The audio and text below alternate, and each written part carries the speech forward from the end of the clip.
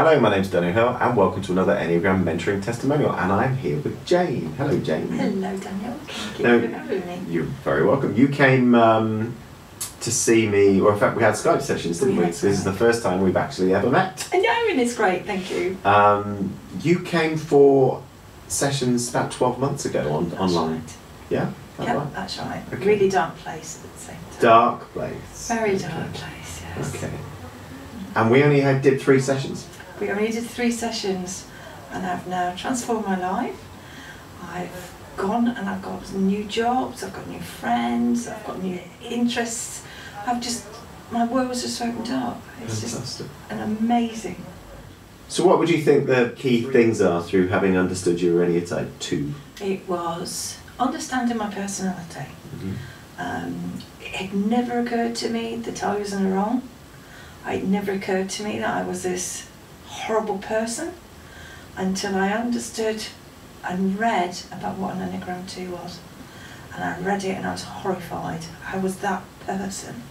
I would say to people, I've got you into this place, why are you not helping me? And it was, looking at it now, I'm absolutely appalled. I actually said things like that. Playing the martyr. Playing the martyr, yes. I have given you all of everything I have. So why are you not even acknowledging me? Yeah. What's in this for Yes. me? Why haven't I Yes. received? Look what I've given, using love as a commodity. Absolutely. Love and money and just all of my life, all my being, it just felt like they'd sucked everything out of me and I had nothing left. And when I wanted some of this back, my personality back, it wasn't there. It wasn't there to come back to me. Yeah, and it just, that wasn't me. But over the years, this is what I transformed into. And it didn't just happen overnight. It took like 15 years to get into this place.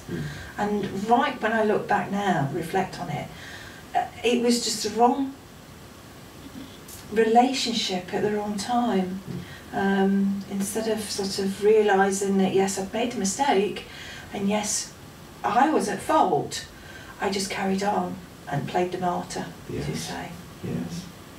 So that's reading what an Enneagram was. Enneagram type. Yeah. Enneagram type. And yeah. you read the blue book, which I recommended. Yes, Rita I Hudson's did. book. Well, we talked previously, Yeah. and that really whetted my appetite. Yeah. And then I went and researched it, the blue book, and reading it, it was me. It was just exactly, I'd been transported. Somebody had been watching me and writing everything I'd done and what I was and who I was, and Because it was so accurate about your personality. So accurate, very accurate. And are you more of a 2-3 or a 2-1? I forget. I think I'm a 2-1. You're more of a 2-1. Yeah, whereas I've got this sort of moralistic side of me as well. Yes. Yeah, it's just, I don't know, it just, as soon as I read it, it was like somebody clonked me over the head with something that said, wake up. And it was then that I could then think, hang on a minute, what can I do to stop being this person I've become? So what did you do? I had a session, well, I think I had the second session with you, Daniel. Okay. And it sort of really did help that some of my fears were the most stupidest fears that I'd ever really, and I think we laughed most of the time because I was so hysterical because I thought, I've really been worrying about this stupid fear that I've got. Which was on what? I think it was the fact of leaving my mum. Right. For a weekend, yes. you know? Yes. You know, because I thought she needed me. Yes. And she wouldn't be able to cope on her own. Yes. You remember that? And it was like... We did some EFT on that, didn't we? We did, yeah. And it was just afterwards, I thought, that was stupid. But now in my head, it actually helped because sometimes when I have had a bit of a fear underlying, I've gone back to that session in my head.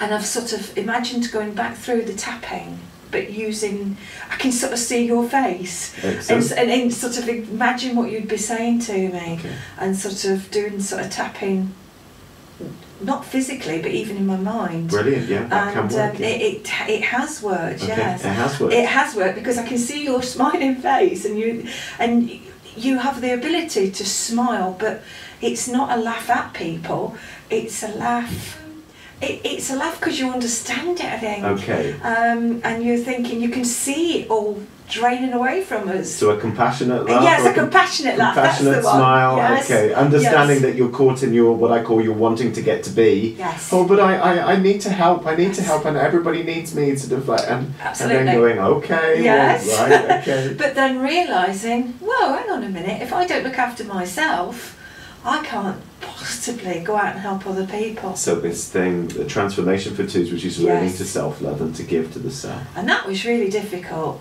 That was really difficult. It's like, hang on a minute, but I can't be that person. I don't want to be that old person I've become. So I really have to have this transformation and problem solve. So it's like, what do I need to do to become this person I should be? Okay. The nice to, you know, the proper helper, the proper giver, with love, unconditional love, and I think that's the word, unconditional love. And I think I've taken steps because I've done other things. I've done Reiki and other meditation, and I think we've had one more session as well, which helped. And that was the icing on the cake for me. That other session, that was really brilliant, and it just consolidated it all, and it went on to give me confidence. You know, and I can now. I wouldn't have been here a year ago. I would not have been here. I know how bad you were. Yeah. And that's just 3 sessions. And that's just 3 sessions. Yeah.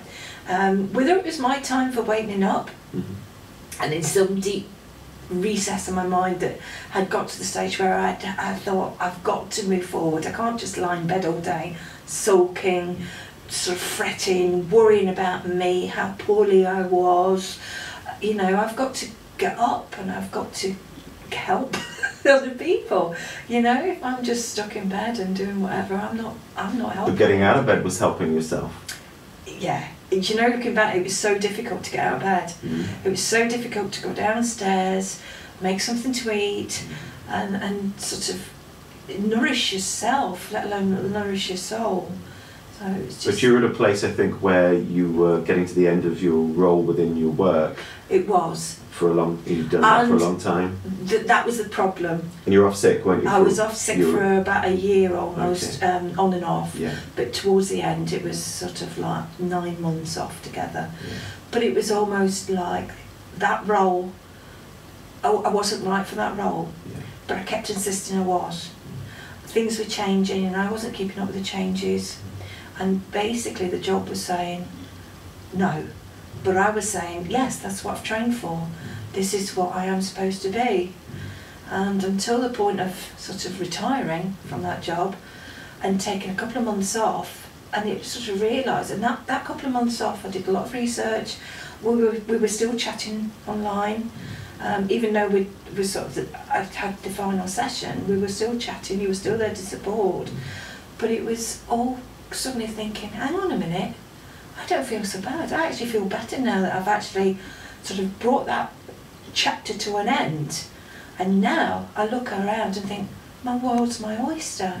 You know, I can actually take that step forward. And each little step has been fantastic. Because it's led to more confidence, hasn't it? More confidence, and I got a fantastic present from my bosses the other day for being me. Okay, yeah. Just for going out and being me, because I went an extra for a patient, and the doctor wouldn't come out, and nobody could go and get the medication, and I was late off. I should have been off at 6. This was about 7:30 in the evening. I still got to travel back, and I went and got the prescription for the patient. You know. And that to me, but the next day, my bosses had a lovely little present for me, out of the blue, and it's nice to be given things as a 2 as well, you know, and just to be appreciated. But last year, as I say, I was in a place where I wasn't appreciated. No love, no external love, no nothing. To this, where I feel loved, and I love myself. I know in my head I've still got faults, but I'm a better place to, it's early days yet, and it's a better place to go and sort of find new people, find new experiences, and see who else I can help. But life is opening up for you, so you're learning to yes. learn the Enneagram has helped you to learn more of your psychology. Definitely. And to understand when you're causing yourself pain Yes. and you're getting lost within yourself. Well, I think that was the final hurdle. Was say I didn't know I was in this space, and it wasn't till we chatted online and sort of think, hang on a minute, this could be something. I've not heard of Enneagrams before. And when I actually looked a little bit more into it, there's not a lot out there really initially.